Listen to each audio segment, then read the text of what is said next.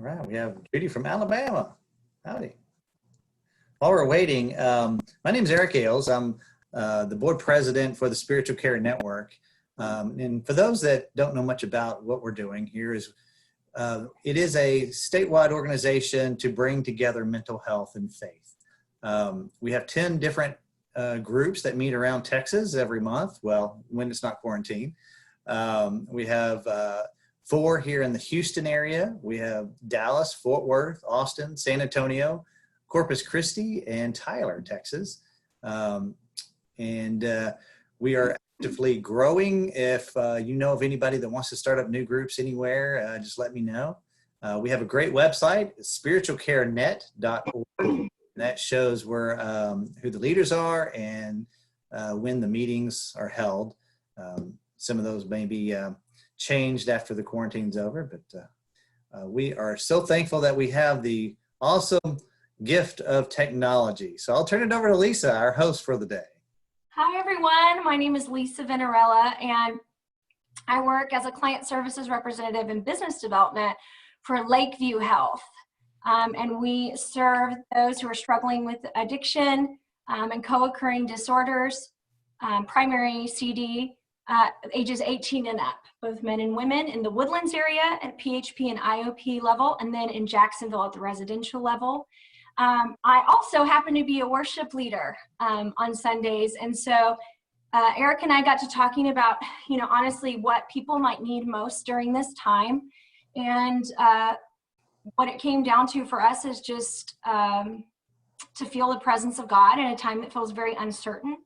And so we really wanted to have a day where we brought in a Christian speaker. My dear friend Chris Padgett is here, and had some time to pray together and worship.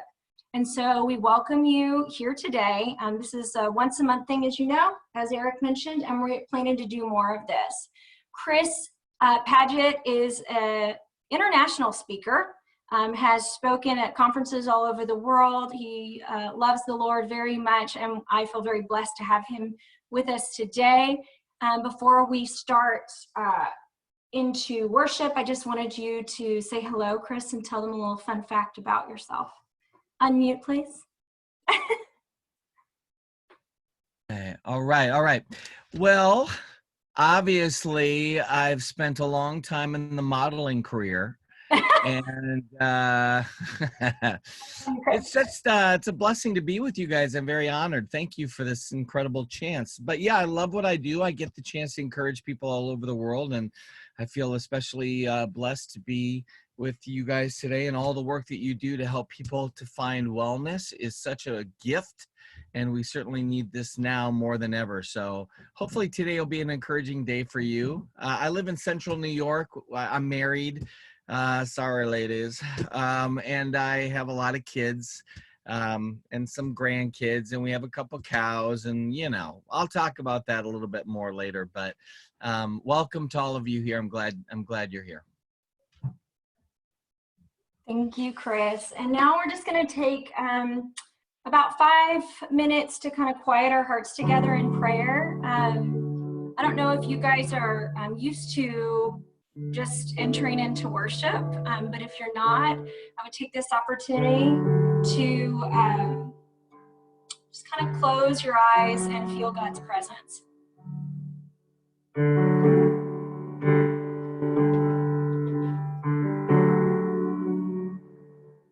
Lord, I come, I confess, bowing here, I find my rest, and without you, I fall apart.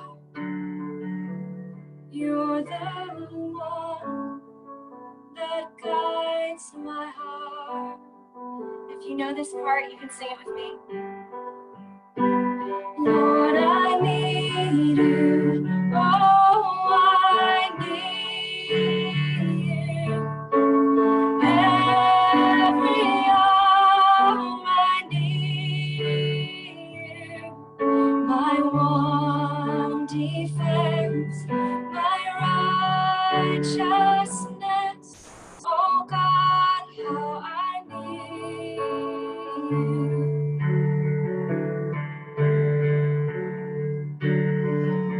Where sin runs deep, your grace is more. Where grace is found is where you are. And where you are, Lord, I am free. Holiness is Christ in me.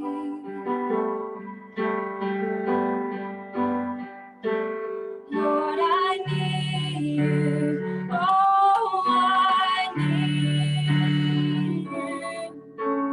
Every hour I need you.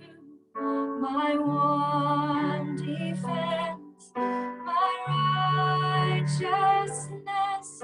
Oh God, how I need you. So teach my soul to rise to you. When temptation comes my way,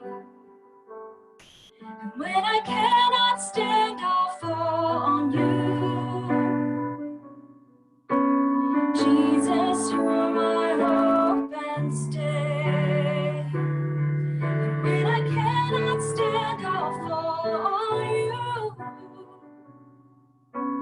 Jesus, you're my hope and stay.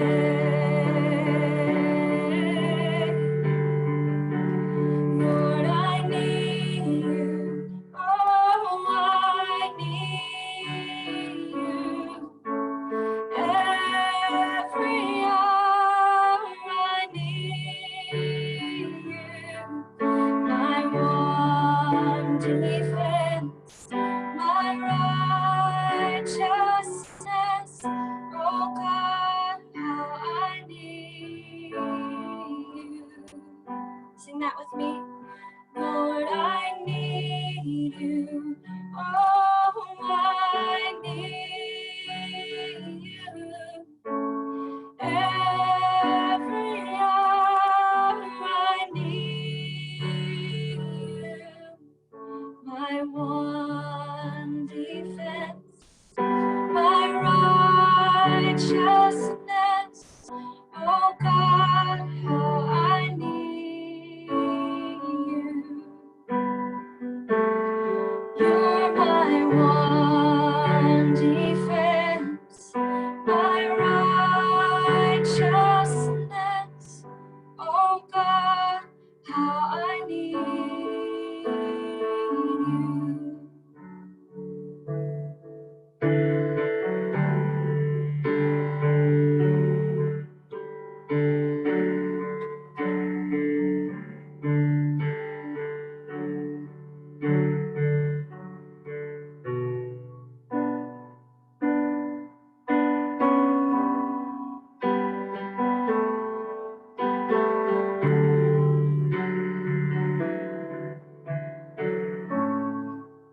I need you more.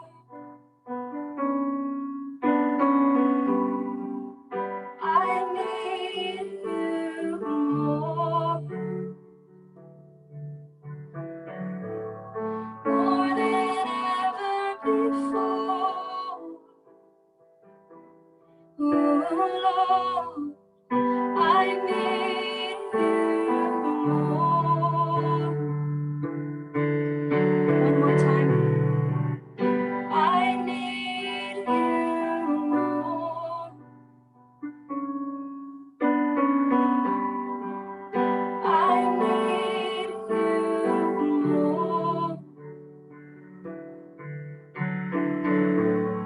More than ever before.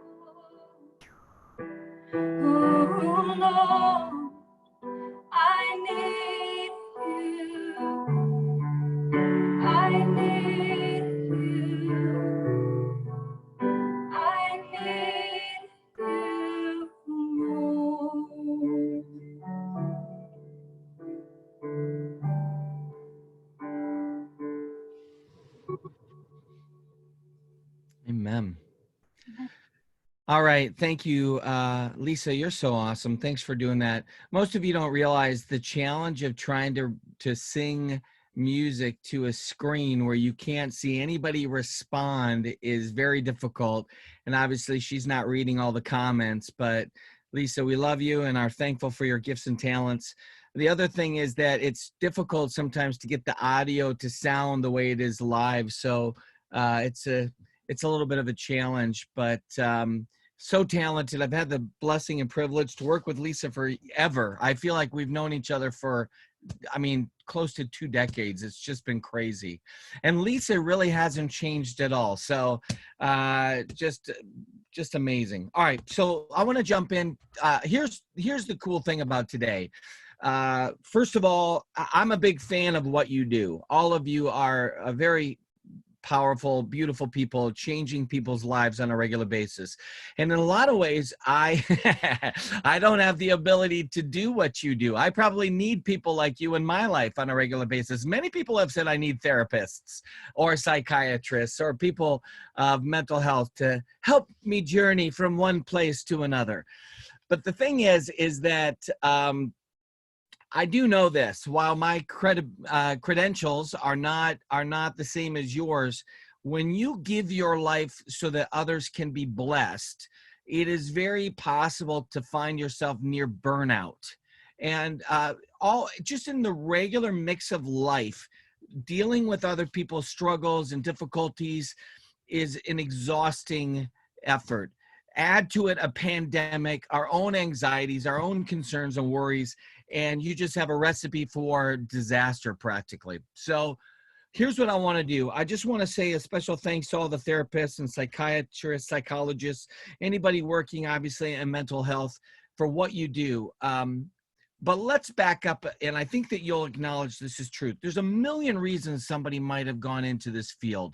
It's possible some of you went into this field because you had family members that struggled with this and you saw the fruit and the benefit of a therapist in their life. Or maybe you yourself, very touched and blessed by people who worked in mental health, and it's helped you to get to where you are.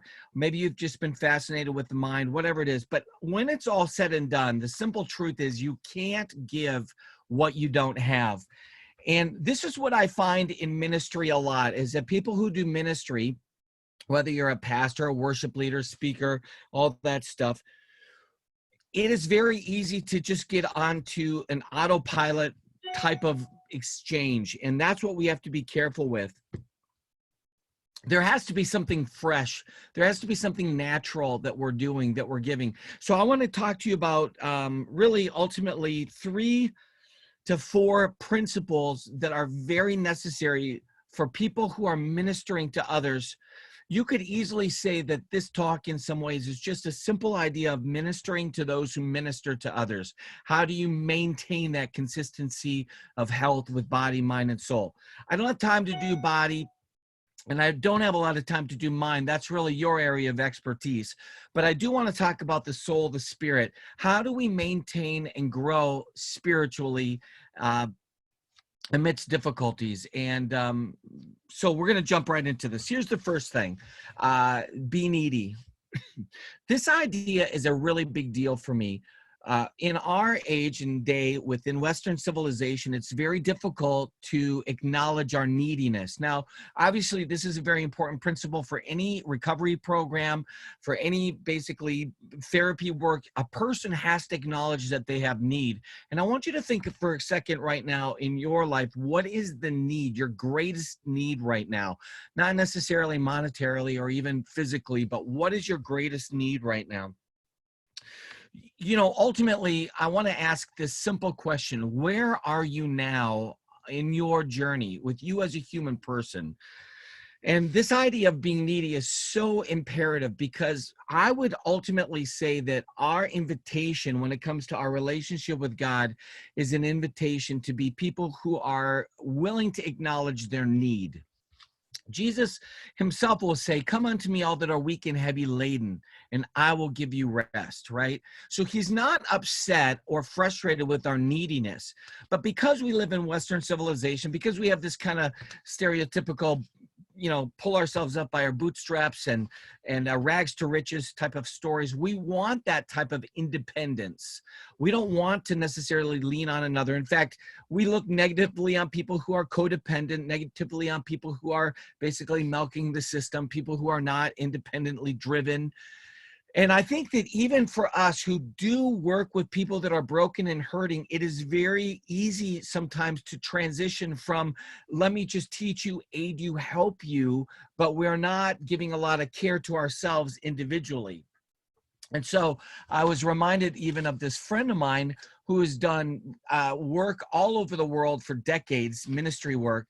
And he said to me the other day through Marco Polo, he said, I've spent my entire life caring for other people in their spiritual journey, but I have not cared for myself physically or emotionally like I needed to. And in a lot of ways, he's a very broken person now because he's just exhausted with the reality of his physical he's not very healthy at all. And as a result, he gets into self-loathing and depression.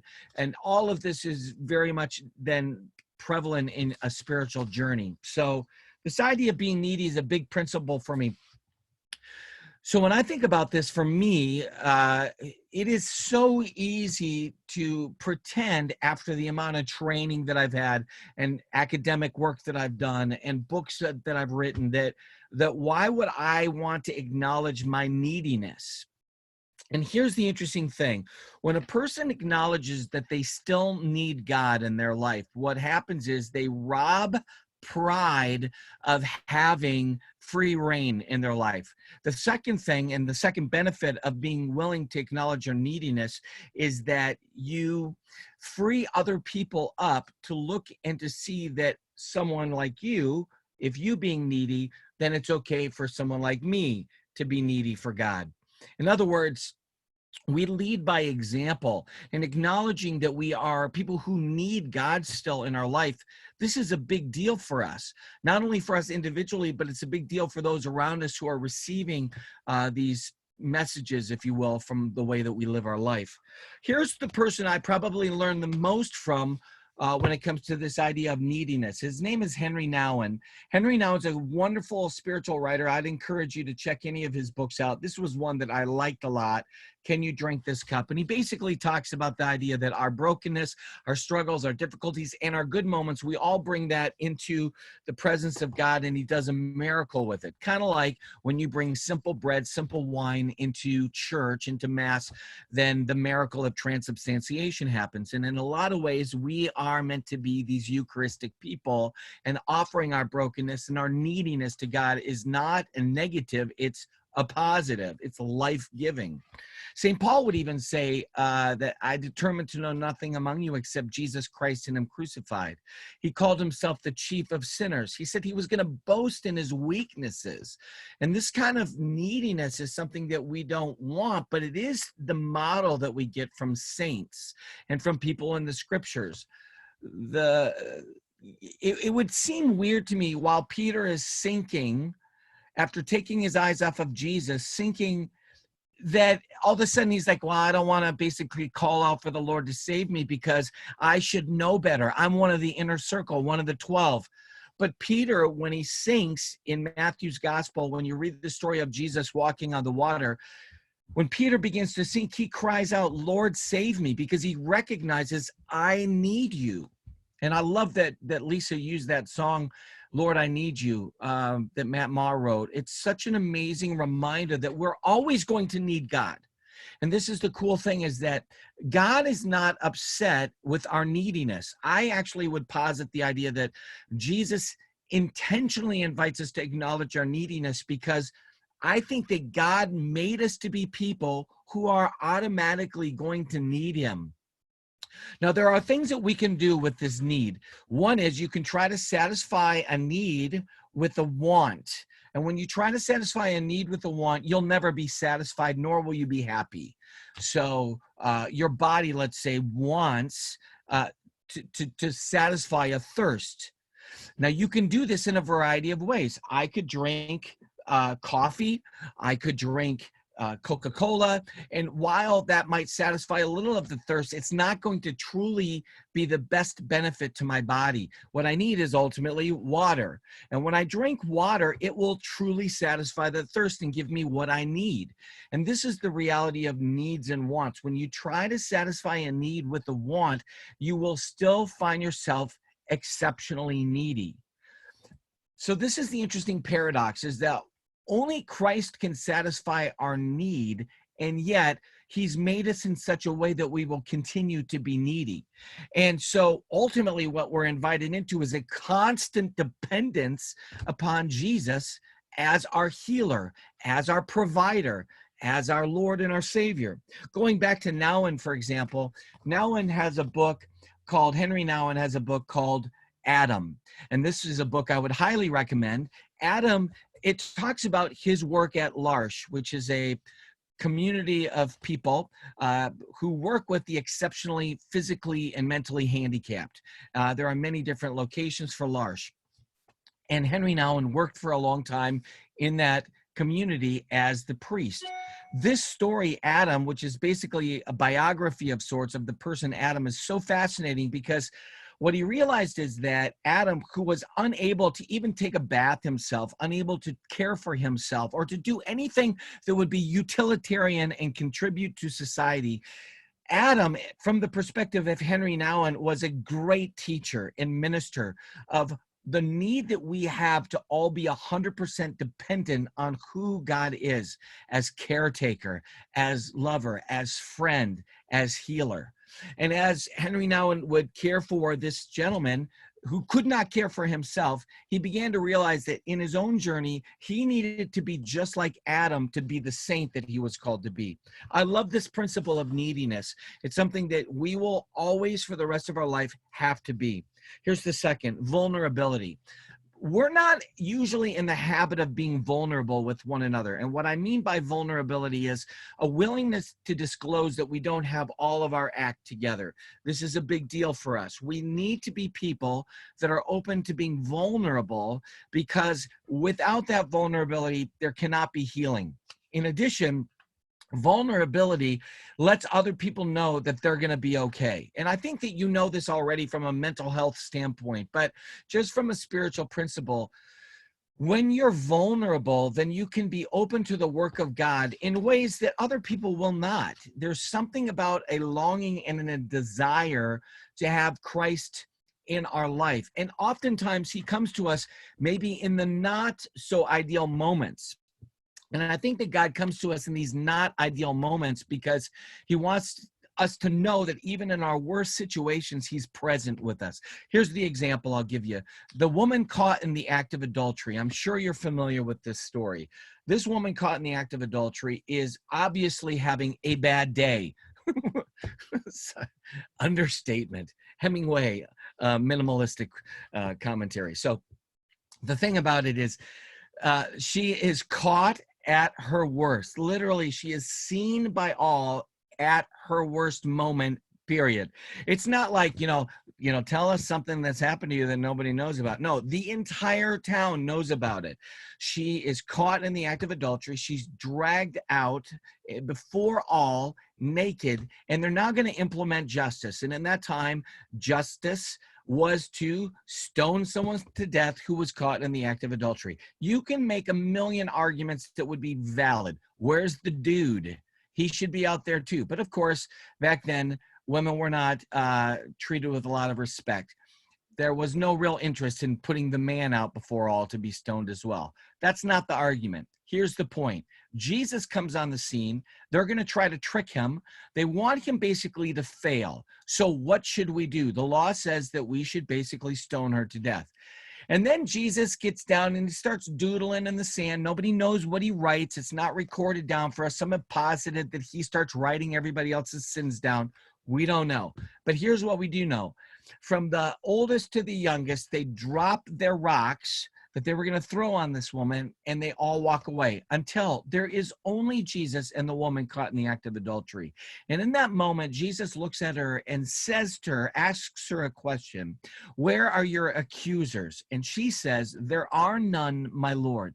And then he says, "Neither do I accuse you. Go and sin no more." The motivation for her to live her life different is not, here, follow this principle, follow this teaching. The reason she's going to go and live her life different is because she had an encounter with a person that saw her in the ultimate vulnerability. She has completely disclosed. I mean, the physicality of her nakedness is just a representation of the complete inability to defend herself. And in that moment, Jesus does not judge. He literally says to her, "Neither do I accuse you. Go and sin no more." And there's something so powerful about this teaching moment, which is this: the motivation to change is not in reprimand and shame, not in accusation, but the motivation to change is in love and complete acceptance for a person's brokenness. Now, the fear is, people say, well, she has to know that she's done wrong. And the reality is, no, duh. She already knows that she's done wrong. She's drugged before the entire town.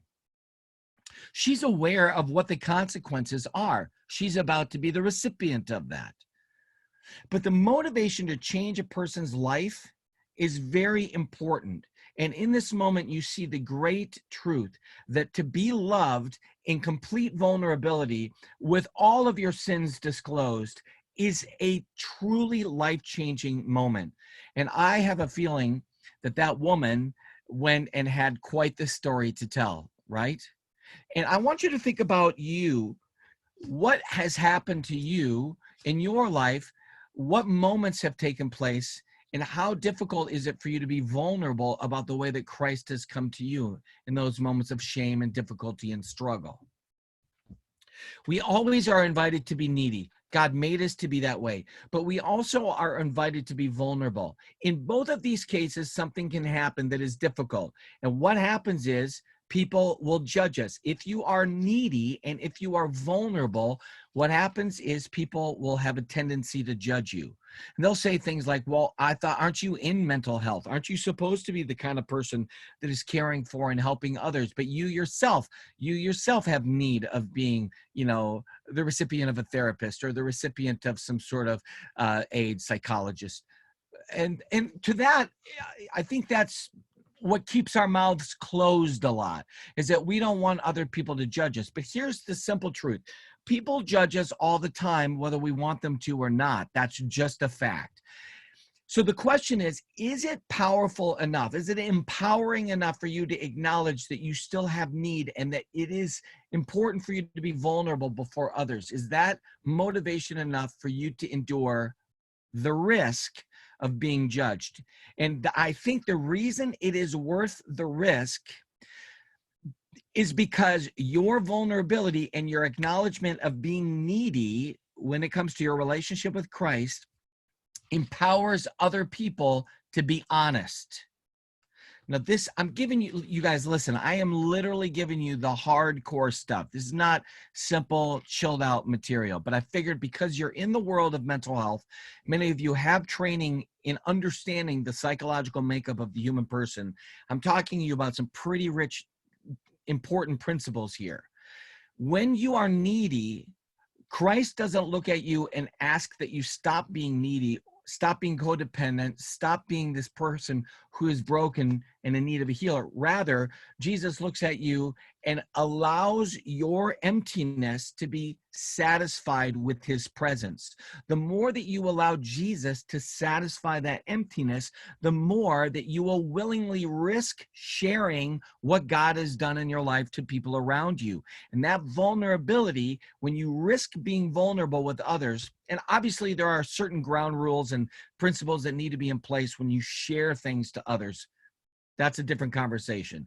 But simply put, if you're willing to be vulnerable where you can be vulnerable and when you can be vulnerable, then people's lives will be changed. It's something like this. When you share with someone, I know what you're going through. I've experienced that as well. It resonates with people. Usually we don't go and talk to a person that's going to judge us when we're going through a bad day. When we're struggling and things are falling apart around us, we go to a person who's going to listen to us. We're going to go to a person who's going to not just listen to us, but come with us on the journey. And when we are needing it, they'll offer us that advice that respects us as a human person. Vulnerability is very difficult for most of us. And there's a lot about this that we could talk about. Shame keeps us from being vulnerable. Fear keeps us from being vulnerable. Here's a true story that happened. I was learning these principles and soaking in them and exploring them a bit in my life. And I remember talking to a youth leader. Now, my job before the zombie apocalypse happened was to go around the world and do public speaking events. But because of the way that life is right now, I'm literally, looking at months of a calendar with no work. And I'm sitting around basically trying to find new ways to reach people through, well, stuff like this.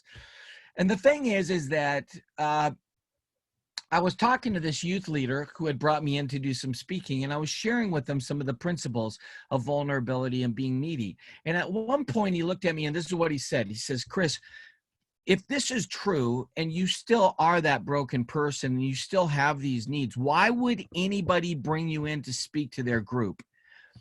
Which is literally the great fear that any speaker would have. Why would somebody want to bring you in if you're not perfect, And I looked at this friend of mine and I said, John,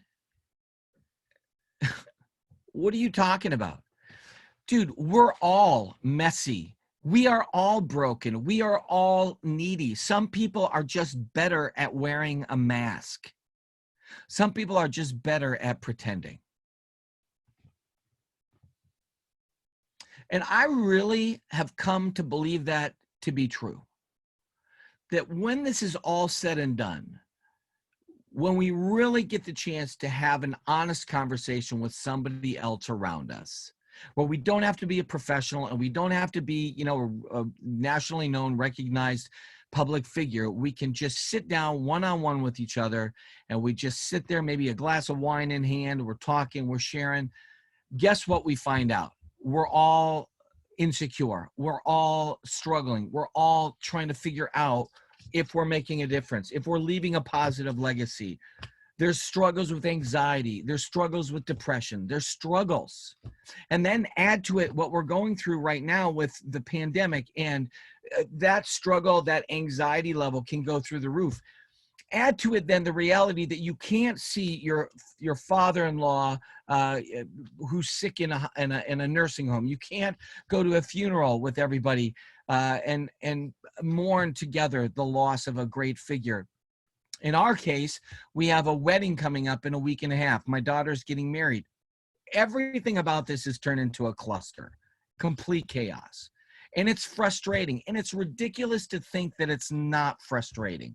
It's ridiculous to think that this is not absolute insanity. And so we acknowledge it. We're honest about it. We share our vulnerabilities with each other, our stress, and yet we come together and we find a way to love through those difficulties. And that love is the motivation behind it all. Here's the last principle. And it's simply this: you are free to fail. I think that's an important principle for everybody who does ministry. Look, you're always going to be needy. I think God made you to be needy so that you will always lean upon him. And that's good. He's not upset with your neediness. When you come to him and say, Lord, I need you, he looks at you and he says, I know. And that's the deal, is that there has to be a free response from us that comes before God and says, Lord, I need you now. Will you please come in and rescue me? And in that disclosure of I need you, you have the chance to be vulnerable. Here's why I need you. Here's how I need you. I'm struggling with this anxiety. I'm struggling with that addiction. I'm struggling with this family member right now. I'm struggling with myself. Self-loathing, tensions in a family dynamic, arguments at home, concerns about finances. There are endless possibilities for you to feel like you're unraveling. but disclosing that vulnerability, articulating it, speaking it, praying it out, what that does is it sheds light on a darkness. And this is the principle that my wife and I have very strong in our house, is that secret sin will lead to more secret sin. And ultimately, there has to be a sense of disclosure to God, first and foremost. Lord, I'm struggling. And when you acknowledge that struggle, then light can begin to come in. That doesn't mean an immediate fix, everything's fine and dandy. But what it means is that you're beginning to let light come into a place that's been hidden. That vulnerability is empowering, because vulnerability is an acknowledgement that you can't do it on your own. It's an acknowledgement of your neediness. And when you're vulnerable, then you can allow the healer to do that healing work. It's like the Good Samaritan, really, who came along and saw that broken person. And there wasn't resentment and there wasn't anger. That Good Samaritan reached down, picked up the person while many others had passed by and not cared for. He not only carried him to be brought back to health, but paid his debt in full, leaving even a surplus or promising to pay more if there were an increase in costs. Like, that's the kind of extravagant way that God loves. He not only heals us, but he ensures our healing so that we can be people ultimately of gratitude. I want to talk about this idea of free to fail for just a second, because I think especially when it comes to professional work, it is very difficult. It's very difficult to allow ourselves to be human sometimes. And when it comes to working in a workplace of professionals, that's especially difficult because there can be consequences to a lack of excellence.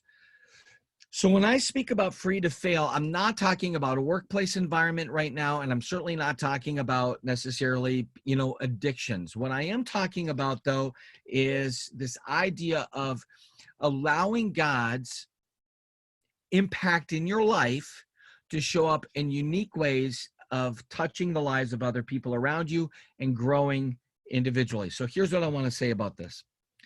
If you allow yourself to be needy and continue to run to Christ, and if you allow yourself to be vulnerable, and that vulnerability is honest with you and your relationship with God, it will impact other people around you. And knowing that you're free from, trying to satisfy your emptiness and your lack, trying to satisfy a need with the want, if you're allowing your need to be satisfied with Christ, who truly will meet that need, now you're free for the first time ever to explore some things that you normally would not explore out of fear or shame or whatever. So here's an example of this. It would be easy to say, maybe at my age, why in the world would I try to move to a different location, get a bunch of land and start a homestead? I'm an older guy. I should just be working in academia and speaking publicly. That's where my gifts and talents are. Why do something different? But the reality is that my wife and I love to dream and to explore new ideas and possibilities. And we've been thinking about this for years and years and years. And so about 5 years ago, we said, let's do it. So we moved from the city out to the middle of nowhere, New York. And we're in central New York with a bunch of acres. And we have sheep and goats and cows and pigs. And we have chickens and ducks and guinea hens. And basically you have this little world that we've created out here where we do videos and we have a bunch of fun with each other. In fact, we did a little reality show that we put up on our Happy Place Homestead YouTube channel. It's just called the Happy Place Homestead Show. And part of the reason that we did this idea is that we recognize this principle: we're free to fail. Like, it's true. We could go out and move to a different location and we could fail miserably. And this dream that we have of doing something crazy and silly like homesteading could be an utter and total disaster. But what's the worst that could happen? Yes, we moved and we lost our house, or we basically struggled and we went bankrupt, but we have each other. And that's all that ultimately matters. And I think that when it comes to this whole idea of life and ministry, or working with people who are broken and hurt, you still have to be people who dream. And I think that's my big encouragement for you as we just transition out of the talk into maybe some questions. You have to be people who dream, because that's what happens when you're made whole and you begin to let Christ satisfy those needs. New possibilities come before you, and recognizing that you can do something that you never thought possible because you're free to fail even is such an empowering truth. And I think even when it comes to just creative expressions, you're free to write a song and sing it before a whole bunch of people that, you know, have no idea that you could sing. You're free to write a story and read it to others over a, you know, a Zoom meeting. You're free to write a book and make it available and give it away. Right now, my father has been creating these like family tree documentary books that he's been giving to all of his family members. He's like obsessed with genealogy. And as he creates all of these, I think none of us knew that he was so crazy excited about genealogy, but his kind of plunging deep into this, as simple as it might seem, has been such a gift and blessing to all of his family members. And I think that's what I wanted to end with, is that little idea of, where do you want to go from here? Like if I started it, which I did with, where are you? And it's okay to acknowledge your neediness and to be vulnerable about that. But if you're free to fail and you can dream and you could do something radical and crazy, what would that be? In other words, where do you want to go from here? And I think that's part of spiritual health. And I think that's even part of mental health and physical health, is to dream of possibilities. So what is the possibilities before you? They're endless, because if you're not worried about failing, then you're unstoppable. I'm grateful to be with you for a little bit. And I thought maybe Lisa could just do a little music in the background, maybe a song, and then we can just open it up to questions. You can ask anything you want. I'd be more than happy to field questions. Okay. Can y'all hear me okay?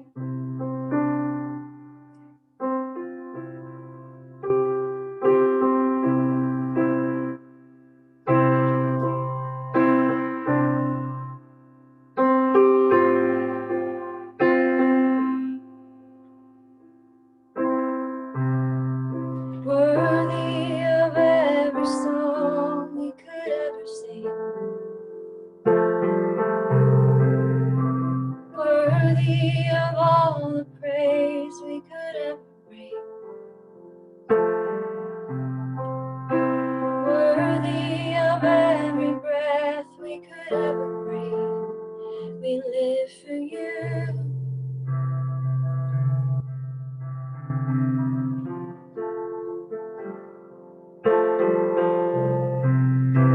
Jesus, the name above every other name. Jesus, the only one who could ever save us. Worthy of every breath we could ever breathe. We live for you. We live for you. And holy, there is no one like you. There is none beside you. Open up my eyes in wonder. Show me who you are and fill me with your heart and lead me in your love to those around me.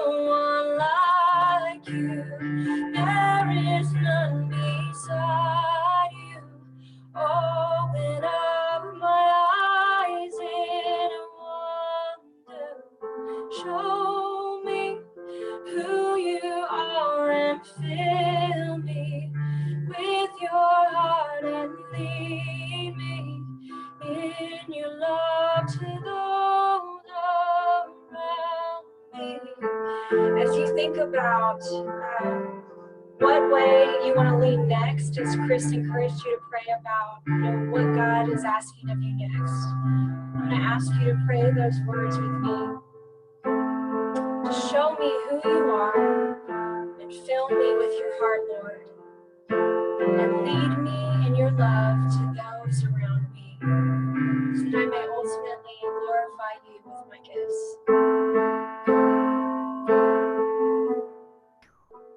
And holy, there is no one like you. There is none beside you.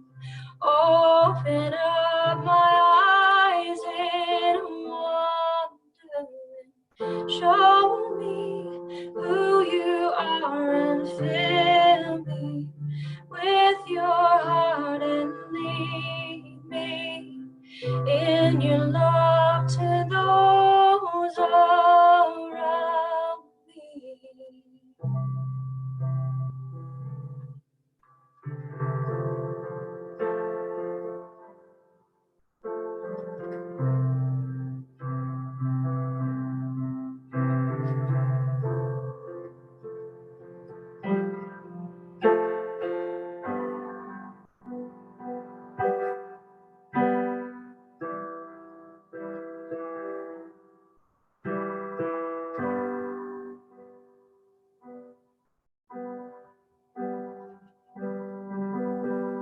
How great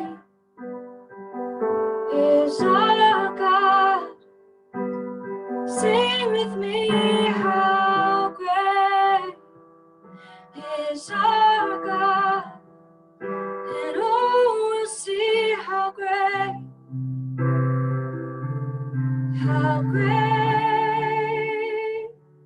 is our God.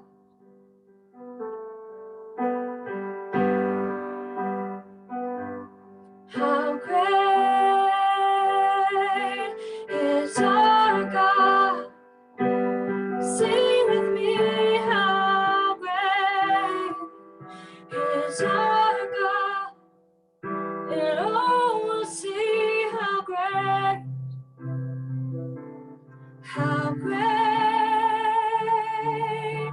is our God.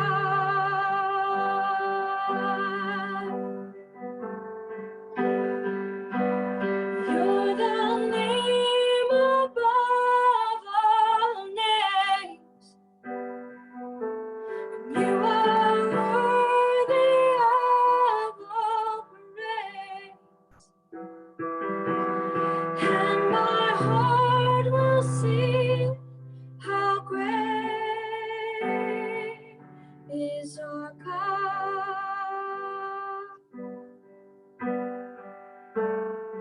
Then sings my soul, my Savior God, to thee. How great thou art,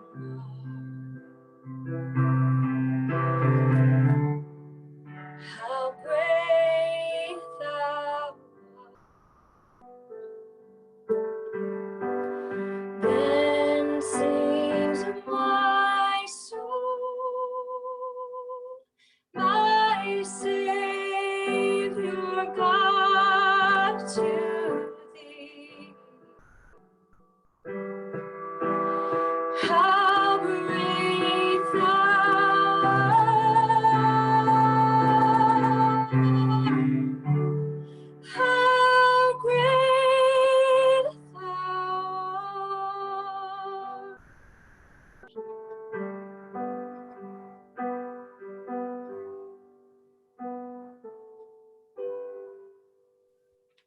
Amen. Amen. So, if anybody is interested, you can ask questions. We have a few minutes left for Lisa or for myself, if you'd like. And I think there's room for you to shoot the bull on any of it.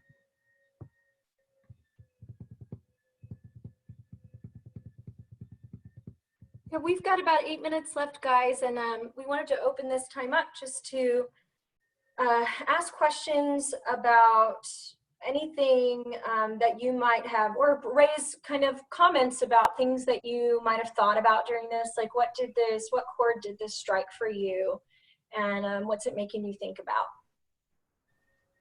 Are we unmuted, Eric, for people to ask questions? I think if you raise your hand, we could unmute you. If you could find that setting on your Zoom app to raise your hand, then we'll unmute you, or you could put it in the chat area.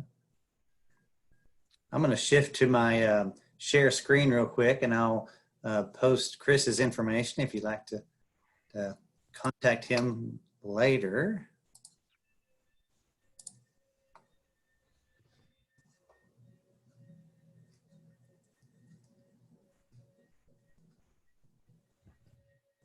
So that Patreon is basically it's a monthly support thing. It can be as small as $5 a month or whatever, and you get a bunch of different exclusive content things. That's kind of what that is. So some of you are familiar with Patreon. It's a nice way to just keep involved. I do a lot of videos my wife and I do on Happy Place Homestead. That's pretty fun. There's a lot of really good stuff, especially the Happy Place Homestead show we put out. Episode 7 is a story about my daughter and her teenage pregnancy. It's a very powerful story. And she was just featured on Leah Darrow's podcast, and I think that's coming out soon. And it's just crazy relevant, so that might encourage a lot of you. And then we just got a lot of cooking videos up too, because obviously we like to eat, and with a lot of kids it's an important thing, so you can have fun with that anyway. And then I think, Lisa, you put up your website for your music, right? I shared the my YouTube channel in the chat. There's an option for you to save the whole chat if you want everybody's information. If you haven't yet put your information in the chat, please do that. And then there's 3 little dots at the bottom of the chat string. If you click on that, it'll give you an option to save the chat itself, so you have everybody's information. You know what, Eric, can you flash across the screen one more time Chris's information to give people an opportunity to take a screenshot if they'd like to have his information? It also looks like Sharon has a question too. Sharon has a question. Awesome. Or at least her hand's up. Is she unmuted? I did not unmute her. Eric, can you unmute her, or do we know how? Okay, I'm trying to figure out this technology. I got it. I think I clicked it. Sharon, you should be. Oh no, I don't know what I did. It says unmute now, so I don't know if you can hear me. Oh, my gotcha. Awesome. My guess is that Chris's books can be bought on Amazon. If Yes. not, where can they be purchased? Yeah, they can. One of the books is it's kind of cool. It's called Why We Need the Holy Spirit. This is like a little Bible study thing, follows Acts of the Apostles. Most of my books always have like a little bit of devotional dynamic to it. There's tons of them out there. I've written a lot of stuff. And actually, this during this quarantine, I think I put out 2 or 3 books. So I'm like, I'm gonna go crazy. We should just publish another book. So we're out of control. But yeah, so lots of stuff on Amazon. That's where you can go. Just type in my name, Chris Padgett, and you'll get it. Thank you. Perfect. Jan Ashu just posted in the comments that she tried to donate on the website, but it doesn't seem to be processing or working right. So that's a little note for you. For the Patreon account? Yeah. If you go to patreon.com/Chris Padgett, I think what happens is you pick a tier that you want, and then you sign in. They won't take the money until the 1st of the month, I think. So you sign up, I'll get an email, but your bank won't have a withdrawal until like the 1st of the month. So you get a buffer period to a degree. I hope that helps. Otherwise, you can just email me, chris@chrispadgett.com, and I'll do my best to help you along. I'm very grateful for your even considering it. Thank you for that. do I do mentoring? I don't know if you're talking to me or Lisa. My wife is trained in spiritual direction, actually. So usually for the women, I encourage them to just, because she's so much smarter than I am and a super type A personality, and that's her area of expertise. You can email me for her information, but Linda Padgett's her name. I think linda360.com was her website. But again, Happy Place Homestead is where you find everything. You can get in touch with us there. We just want to encourage people. So we use video a lot to do that. So mentoring, you'll have to press that out a little bit more with us on what you would like. Well, and speaking of video, I do have this recording, and I'd like good. Put that on our Facebook page, if that's all right with you. Get your permission. I'd love it. I'd love a link of it. Yeah, that'd be great. Okay, great. I sounded like I knew what I was talking about for a second there. It was wonderful, very inspirational. And thank you, Lisa, for the beautiful music. And I think, did you post your YouTube channel as well? I see that. I did post, let me minimize this. I did post my YouTube channel on the chat. So if you save the chat, you'll have it. And Chris, thank you guys so much for being here and giving us your time and your heart. And we're going to be trying to do this once a quarter, guys, so that we can come together in prayer. Stay tuned for what's kind of next. Awesome. God bless you guys. Thank you. Thanks, Thank Eric. you. Have a blessed weekend. You too. Bye-bye.